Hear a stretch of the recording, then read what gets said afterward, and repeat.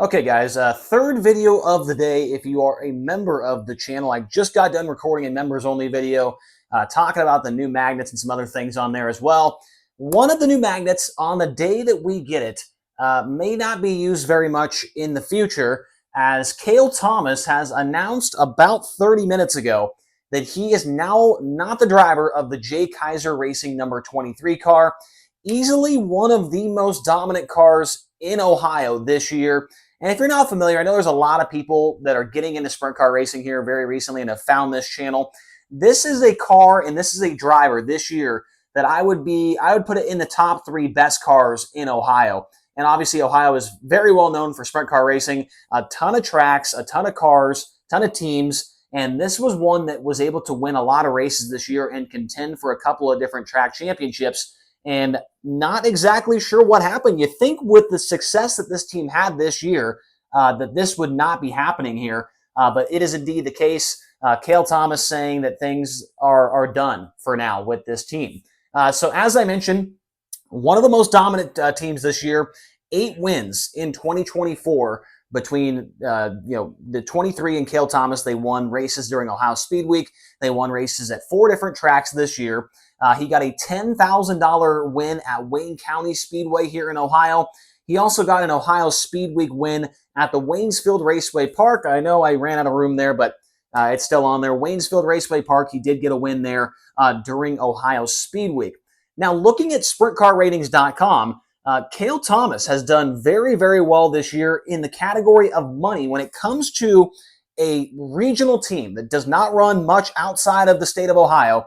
$93,365 in earnings this year, which right now is about, I want to say, 45th overall in the entire country.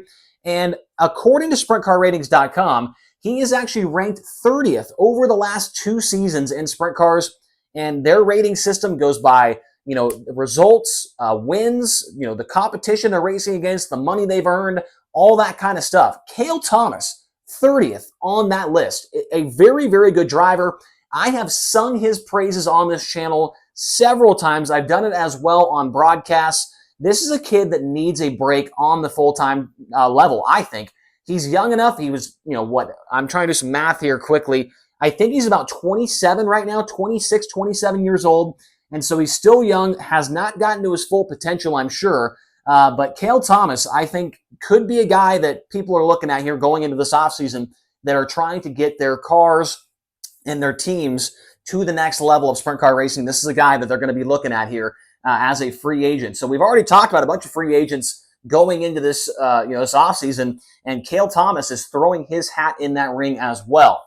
So some things that happened for him this year. He was second in the Attica Raceway Park point standings this year, behind Cap Henry, who in my opinion was the best car in Ohio this year.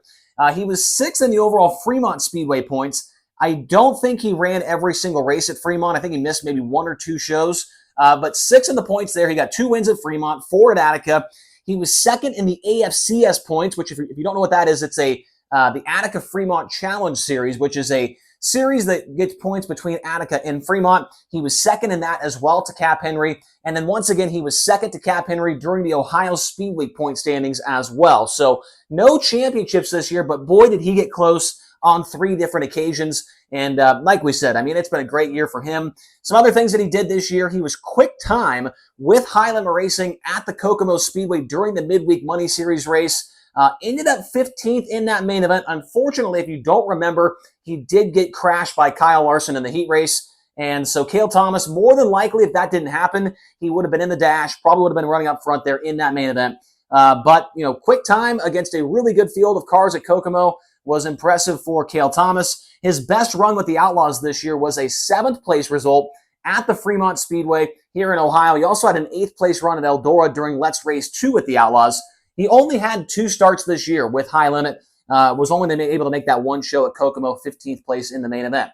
This year, 58 races overall for Cale Thomas. As we mentioned, 8 wins, 23 top 5s, so almost half the time he's inside the top 5, 35 top 10s, and for the races that he did make, he went to the Nationals, he did make the Knoxville Nat, didn't make the Kings Royal. So in the races that he did make the main event, his average finish was 8.5 this year, which is not the worst. I think obviously he would like that to be a little bit lower, but still a really, really good season overall for Cale Thomas. And this kid has proven that he can, win on some relatively big stages.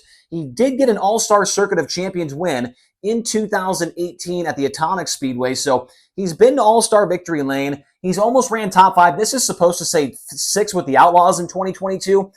He has been very close to a top 5 with the Outlaws. And remember, he's doing it in cars that are not national touring,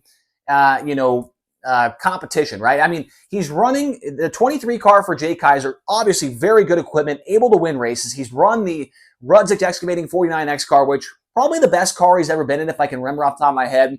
He's ran the 17 GP for Michael Dutcher. He's ran the 101 car for Jim Muth and running Boxer Farms. He has never been in an elite level car. He's been very good in his family-owned 91 car as well. That is a question that I have. Do they still have the 91? Is that still something that they are able to pull out and race with throughout the rest of this year? We'll have to wait and find out. But he has proven that he can run up front in cars that are not, a Big Game Motorsports or a Casey Kane racing car. And that is important because if you got him in one of those cars, then maybe he could be on the podium or in the top 5 a little bit more often than not, right?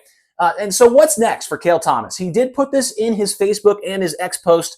As I move forward in my career, I am excited to embrace new opportunities and challenges. So to me, it does not sound like he has something that he's going to, hey, well, we'll announce something next week. We've got it all planned out. It kind of seems like he doesn't have anything absolutely set in stone. Now, I did send Cale Thomas a message before I got into this video.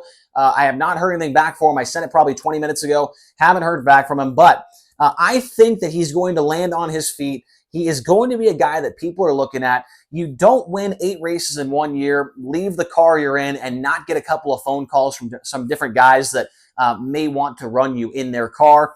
And I think that, he could be a contender for that 17 GP car with Michael Dutcher. I think this move for Cale Thomas, I think he kind of sees and realizes all the different things that are happening in the sprint car world right now that's going to happen in this offseason with rides moving around and guys going from high limit to the Outlaws and Outlaws to high limit and guys dropping off tour and all that stuff and all these different car owners that are trying to get things in, prepared. I think he sees that and wants to make himself potentially available for a call from one of those teams. If that is the case, it is definitely a bold move. It is a risky move, but I hope it is one that pays off because I really, really like Cale Thomas. I think he has the ability to do it on a national level, and we'll see what comes of this. But for right now, he is out of the Jay Kiser Racing 23 car. And applause to them. They had a great year. They ran second in points a lot of wins, $93,000 in earnings. A year to remember for this team and this driver. We'll have to wait and see what Jay Kiser does as well in his car. He's had a lot of guys in it in the past. Zeth Sabo, DJ Foose, Cole Macedo, some other guys as well. Cale Thomas was the latest.